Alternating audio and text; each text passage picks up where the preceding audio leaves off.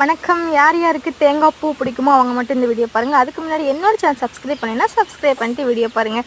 பல நாள் விதை போட்டவே கடைசியில் அறுவடைக்கு காத்திருந்தான்ற மாதிரி நான் சாப்பிட்றதுக்காண்டவே எங்கள் வீட்டில் ஒரு 10-15 தென்னங்காயை போட்டு வச்சுருந்தேன்.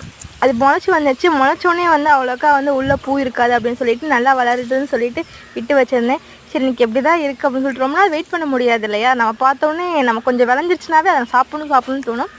ஸோ அந்த மாதிரி சரி சாப்பிட்லாம் அப்படின்னு சொல்லிட்டு அதை பிடுங்கிட்டேன்.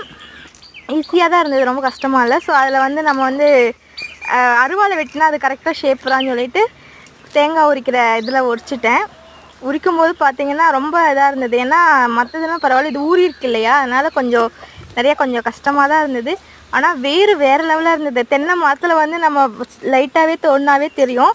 ஆனால் இந்த வேர் பார்த்திங்கன்னா ஒரு ஓட்டுக்குள்ளே அந்த தேங்காய் மஞ்சிக்குள்ளே இவ்வளோ பெரிய வேர் இருந்துச்சு.